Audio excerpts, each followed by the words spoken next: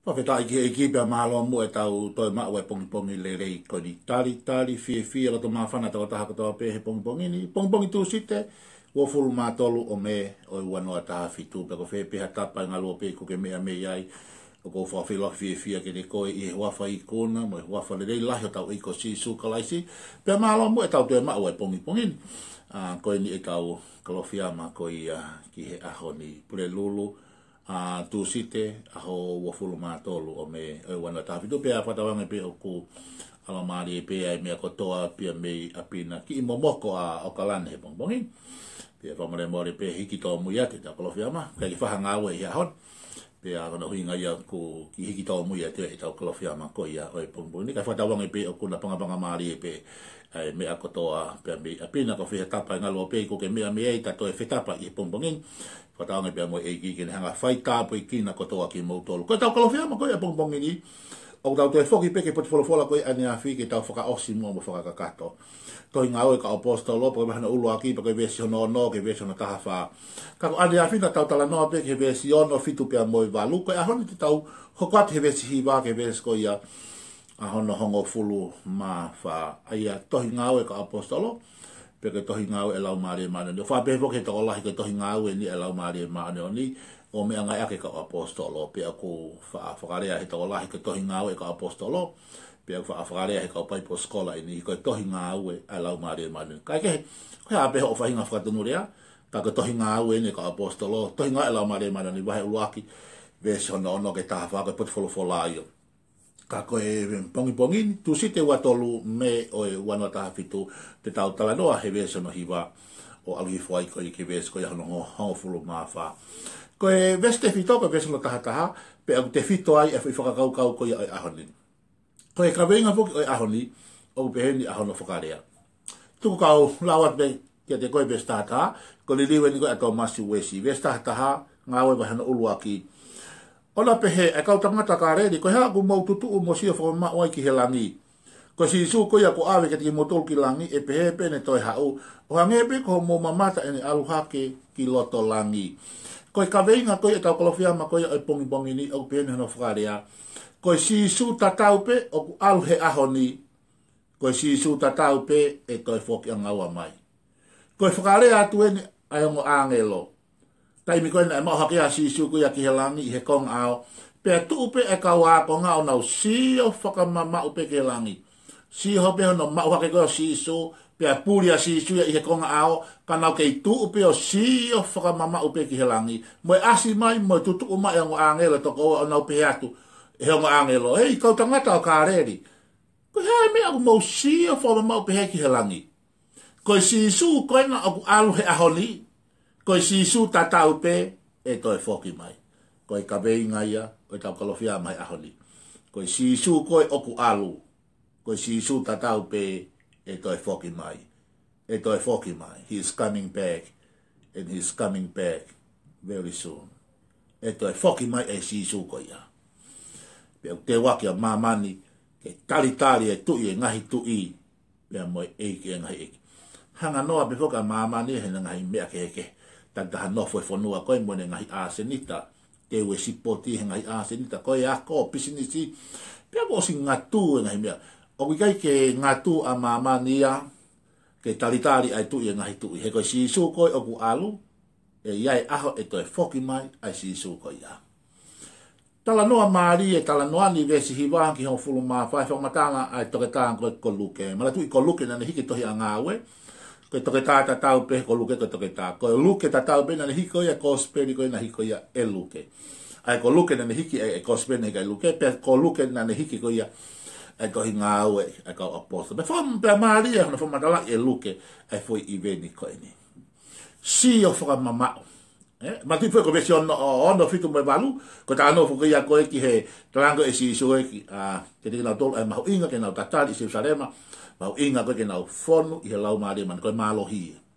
O no pe mo fitu ko e ke ne e ka wa ko nga ko ai ngai whaka ilonga ke ngai mia ko ngai whaka ilonga pe ngai science o ngata anga ko o mamani ko na tokanga na toki ngai mia ko ka peta se ei mo tokanga ke ngau e lau mare mano ni ko lau mare mano te nga puke ki mo to pa nga whaka ivia ki mo to ko hu ke ngai whaka tanga ngai whenga te mo fu atu ai e ko nga whaka osko ni ko ne ali ko ke hiwa ali ko tahafa pe mo no ma o hake ko ya o sisu I funga mo unga kai sio fo mama upe e ka wakonga na na sio fia sisu pe puri a sisu ya o alu na o ke sio fi pe e konga a mi me hange ka ni ko no fa ko fa ke ka folau alu ko e o fa anga ko ki muri pa na to o fa ke ka ko I ma e vakapuna pe ta alo a te ne lu ha ke ko to o fa anga he ka ko ke vakapuna ta puri ai matapa e vakapuna pe lele vakapuna o puna o ke tu upe ko mala baka puna ke isi of pe ko fuolo e puri e baka puna ko ke isi awa I pe ko ai me pe he e ka wa ko ngako ni ko toki mahu inga fo ke ko loa he ne more na o si of ya sisu pe alo puri a sisu ho ka te pe si of fu ko nga ko me ko si no mata no tokanga ke me aku ke si ofi mahu inga a pilo na tala no pe kia ne fiafi he tau pai po training o ku mahu inga ai mea o ku ke siofi mea ko ke sio ke mea ko ke sio fo mau ke ko mea ko ke sio fo mau ke ko ia mea tene fa fo tunga ko o ko ma lo he mea ke sio ko ki ai ko la he pe mea ke siofi he a ko to ape e lava he mea ko ia ne hanga fa fo tunga pe ne hanga mold ne hanga shape ho mo ui ki he mea ko ia Wia te mene ke mo ia tona lom nei kosi ke mo ta ko lahi pe ko si ofi ta mai ki me ko iten sinu de chatu ko kosta ke mo meta mai ki ko habe me ke si ofi ko lahi pe me ke si ofi ko ne hanga ia fa fotunga ko pe ne hanga o I ko ki ata kai ko ia na o si ofi a sisu pe puri a sisu pe hako te si o ke ko nga ao te ki whaka papai mea ke siofi. Nā koe whukonga ao e nā koe whitakahe no siofi, ka whuolo e puri a sisu ia. O koe koe siofi konga ao, koe siofi a sisu. Koe hae mea ke siofi. Sio ke he maho inga e tau siofi, e tau tokanga ki he eiki. Koe uhinga e nau mo usio a beo alu, koe ha? Maho inga e koloaka kua more. Ko tau monu ia, e tau kei mao ai mo ui. Monu ia lahi au pito ki tau tolu. Monu ia tau ke maua e ki ia pe he kai ke tau te siofi ko tau monu ia tau ke mau whinga maari e ke lotu ko taimi ke lotu kai hamea ke tau whai I he taimi ni tau ke mau whinga maari tau whai ia e kai e ia e aho te ke sio noa ko ho monu ia ke mo ui ho tamai mo whai ko monu ia ke mo ui ho maari mo whanau e ia e aho te utalatu e mate pe e tano pe te mau mātoku me mato me whai toka ke tangutu pe o sio pe madala e akau ko e taimi ko tala noa ke mea ko whainga maari nau whiohi mo sisu pe a umai he taimi e whai e mawai ko sione taha whaafo kia ngai hui ko tau situ a koe mei ai amana ke whai e mawai o si ilo pe ka taimi mawai ka taimi mawai nau tuu pe o siofi e konga au o si more a sisu ia pe wenga e taimi taha o ko si su te si ofi ko te si ko nga ma ho inga o pita ke tonu ai me aku te si ofi he ngai ata kai o te fe ngai pe moia ka ba lewa o ke ha polo parema o mo te ke si ofi ai polo parema ka ke si ofi ai tari ke polo parema ko si su foki ai tari ke polo parema o te ke si ofi ai polo parema ka ke si o ke solution ka ke si o ke tari ko te hanga solova ai mea ke whihanga ngai pia moia. Pea maho inga pito ia moi whakakaristia ne. Hiri pe koe nau sio whakamama au mai asme koe a mo angelo. Pa pea lewa whakamatala, alifu koe ke ngahi besi, alifu ke tahawha. Pena nau whoki hanga tolu mai pepe me he maunga e orive, o nau alu ke he loki I olunga o tatari, koe upper room. Nau o o tatari ai. Nau tala ngofua ke whakahino a sisu. O lewa ka mau alu, ka mau tatari ke he malohi pia me olunga. Oh, hallelujah. Pena nau au lewa ke loki o lunga koe upper room o nau tataria he foi ahe hongo fulu. Koe uhinga ni koe ai fo irea koe koe Pentekosi. Koe Pentekosi koe uhinga koe ni manoa. Koe hiri koe ai tei tuu koe a Sisu pia mehe pekia. Tala mai rewa na ne ha holo i mamani fe unga moi aho e whango fulu. Pia koe hiri pe koe fo i ahe whango fulu e ne ha holo i mamani. Pia mau hake rewa a Sisu ia ki he langi. Pia foki mai rewa e ka wako ngā koe vesi hiwa hongo fulu tātaha tāho tātou tāwhaia o tohi a Ngaue pa bahana uruaki. O nau aluhake ki he loki o lunga ki he upper room. Nā nau nofu he loki o lunga he fo i aho e hongo fulu. Koe nau nofu ai koe nau lotu, nā nau au kai, nā nau lau folofola. Koe nau nofu o tatari ki he palomesi koe na talanga e Sisu ke o ua nā nau mawahi me Jerusalema ka nau nofu ai o tatari ki he tala ofo pe koe palomesi koe ai tamai. Nau nofu ai he lotu, nau nofu ai he whekumi. Hange peke ngai taimi o tau lotu, pe o tau au kai, pe o tau whekumi ki he ikini. O tau alu ki ha wheitu, o tau alu ki ha whare, o tau alu ki ha whenga wheitu. Pa tau spend time in the presence of God, o tau whekumi, o tau lotu, o tau au kai, o tau hohori. Koe hui koe mi o tau whie mau. Nai peheta hope e ka wakonga. Whenga mai toko tea ua noa e ka kaina na alu haka nofu e loki o lunga. Na nau lotu, na na okai.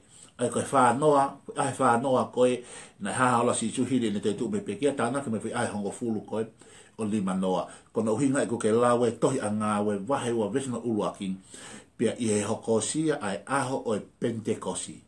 Na nau kātoa, loto taha, i he potu pe taha, ai koe wahe ua ngo tāna ke o Ngaue, wahe ua vesna uluakin. Ka koe wahe uluaki fuki e ngo tāna ke, na nau i he loki o lunga o nau tataria he ahe hongo fulu. Loto mo e au kai mo e fie kai mo e hori. Ta te hifoki nawa o sia ta te papta se lau maari e. Nana hori, hangia unau whakatetu ama naki le rei ka mea. Os palo mesi maa si tu te mo mau e malohi. Paka nau nofo tatari ke koe fu malohi e meife. He nana fie mao foki. Pea i he hokosia ai aho e Pentekosi Ngaue wahe ue suluakin. Pea i hokosia ai aho e Pentekosi kono liriu koe taha. I he hokosia ai aho hono nima noa. Koe Pentekosi koe nima noa. Amen. Koe hekosia ahano ni manoa. Kātoa lo tataha patu beta. Pena hoko mai rewa e lau mare mani. Futu oni matangi malohi. It's a rushing mighty wind. Koe fu matangi malohi. Peta la mana na te whakapito abina to. Kake, o tau ki toka ngā fo koe loki olunga, koe loki mahu inga au pito yu. Ai koe loki koe olunga, koe feitu ia na whaihono teu ki nau. It's a preparation. Na teu ki nau to. Tatari hohori. Ki amanaki hoko mai koia, ai lau maare maaneni, i he fu kātoanga o Pentekosi. O ki kasi iloi pe, mau pe e koe mea kotoa pe, u tau te uaki ke whai, kua pau pe ke tau mateu teu ke. Hangai pe koe ni, ka utala noa. Ke i whai foki e wā lau he tai mini, e spoti koe e wanua tahi wā, e South Pacific Game. Ana ke foki e whakapa koe ki tonga pe, holo mui koe e pare mea, pe amoi pure anga. Koe ki mua koe ke tau wā koe ke sipoti, kua pau ke whai ai teu. Ka inga tape koe teu kau sipoti, ka kua pau ke teu ngai whare, koe ngai stadium, koe malai. Kua pau ke whaia ki mua. O te fo ke house e siapani ai rapulu koe a mamani, ai rugby World Cup. Wanoa tahi wāia. Ko se ka mata e nau mateu teu. Koe ngahi mea lalai olimpiki koe me tatau pe, O se ka mata ke nau teu ki nau tolu, koe uhi koe fu, koe pik event koe o mana ke hoko mai. Koe kātoa koe o Pentekosi, koe Feast of Pentecost, koe the Day of Pentecost, kātoa koe ia, koe, it's a huge event. Na e pau ke whai ai teu ia ki ai, koe whai teu eni, koe lofo he loki o lunga. I he lotu, i he aukai, i he tatari, i he papataiso he lau maari e maari. Wow, koe hoko mai koe lau maari ia ki he kakai nana wa, well prepared. 120 people, te wanoa i he loki olunga. Ko nau tolu ia na nau whonu he lau maari mari. Kau ngā Kristiane, what a challenge. Koe pōre, whewhe mua ke tau teu hatau fu konifere nisi. Whewhe mua teu hafu seminar.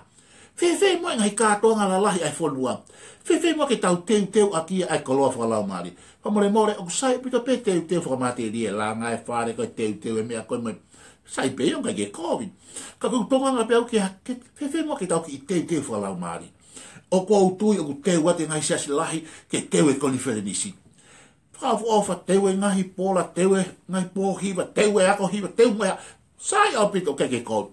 Ko ki tokanga tu whewhe mua ke tau te whakalau Māria. Hallelujah. Koe kātoanga koe ni koe he tohi ngai wahe no ua. O kui loko koe kātoanga koe o Pentekosi. Kai toi kehe o mai konferenisi. Ka bau whai ki tonga aku hawa Amerika, Australia, New Zealand. Alu kātoa, babau hapai ewa niua. Nau hau kātoa ki tonga. Koe same idea ia mai kātoanga koe ni. Na e pau ke hao e kausiu me ngai tāpa kehe o nau hao ki Jerusalem koe sentaia o hinga ke nau celebrate e kātoanga is a feast of Pentecost. O pia huahi o tuah no lau Māria e. Pia puho.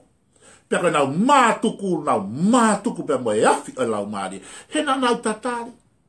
O ke sio ke fo i whakatātā whakaafu ofai. Fu konferenisi o tau te waki ki tonga. Hao e ngai whonua. Whewhe mua ke tau well prepare. Tau iai he lotu moe au kai, kos taimi ke uki e lotu moe au kai. Io, koe taimi whakawhiawhia, koe taimi kai hawe, koe taimi whiohi. Ka te ai mua ke toi loloto ange, koe taimi, koe outpouring, o Holy Spirit. Koe kune ilo he whukahatoanga konferenisi. I he lotonga e pōhiwa. Huahi o tuhano lau Māria Māria ni he whakatanga whakakonferenisi. Pe koe fu pōhiwa koia. Hange koe toe o whai utui. Ngaue o tuhano lau Māria. Pe tau toki mātuku. Alua Amerika, alua Australia, hawa New Zealand, alua babau hapai. Taktaha o moe afi koia. Pe toki taktaha tupu. E afi o lau Māria ma oni. Oh, hallelujah. Koe Sisu tatau ko ke sio ki ai. Koe Sisu tatau pe e toi foki mai. Koe ku whamanatu atu pe. Ko Sisu e toi foki mai. He is coming back. Koe Sisu oku alu. Koe Sisu tatau pe e toi hau. O koe Sisu kehe ku alu. Kai Sisu kehe e hau. Ikai Sisu tatau pe. Vestahata haia. He tala koe e hongo angelo. Koe tama koe na aku alu. Koe tā mai e hao. Ko osi alu, koe tā tatari pe ki hene hao. Ko ke osi mateu mai ki hene hao. Koe mateu ke tari a Sisu hene hao. Ko pau pe ke whakatomala, pe ke tukulolo, pe ke tari a Sisu ko eiki, pe mo whakamoui. Hallelujah. Koe tau mateu ia ke tari a eiki. Huki mua e lotu, Uki mu e loki olunga. Koe upper room o na whanoa whakataha pe naua pe me Day of Pentecost. Koe lawe kau Bible Scholar. Koe ongo fo'i ngahawi o na whanoa whakataha. Koe Day of Pentecost o na alu mua ma pe e upper room iai. Ka bau tau fie mau e Pentecost huahi o tuhano lau Māria ni. Ei, ko bau ke mua e upper room. Ko pau ki tau spend time, ko pau ki tau wahi ha time wa feitu, ki he lotu, ki he aukai, ki he whekumi ke fofonga o tua. Ko pau ki tau wait upon the Lord, ko pau ki ha time ki tau tatari. O ke hoko mai e lau Māria Māria ki he feitu, na i kei ki nau mateu te ko pau pe ki tau well prepared, mind, heart, soul and spirit. I e lotu, me aukai. Ko ngā Kristiane, ko iwi au tau fie mao. Ko lau Māria Māria ni, ko i au tau fie mao. Ka iaha fie mau viviri he kia sia si he ahoni. Kau talat ke te koe, oku fie mau ai lau Māria maoni oni. Ka iaha me oku ke fie mau, hi o mo ui whakakalistia ne, te utalat ke te koe, oku ke fie mau ai lau Māria maoni oni. Oku au fie mau ai lau Māria maoni. Koe sia si, koe whonua, we need the power of the Holy Spirit. Koe lau Māria ia, tene hanga whakaivia ki tau tolu. Ko lau Māria ia tene hanga tāpua ki, pene pani ki tau tō. Pe e ola lelei ai Ngaue te tau whai. Ko lau e tohi a Ngaue. Oh, hallelujah. Hoko mai dek ai lau Māria he tohi Ngaue wahe no ua, he ahe Pentekosi. Pe tō atu e whai mea lava, whai mea lah. E kau apostolo. Kai ko ingai ko nau tolu.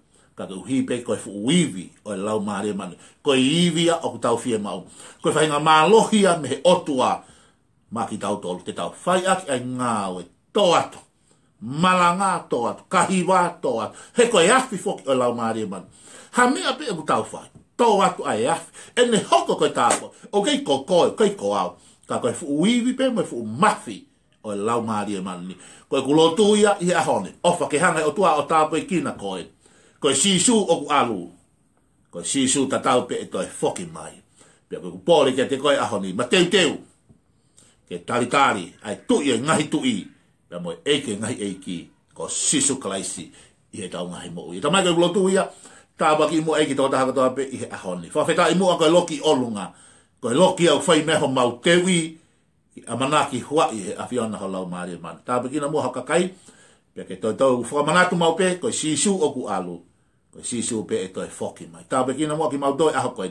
Pe lang ia pe awhiona e sisu klaisi ko alam whamo ui. Amen.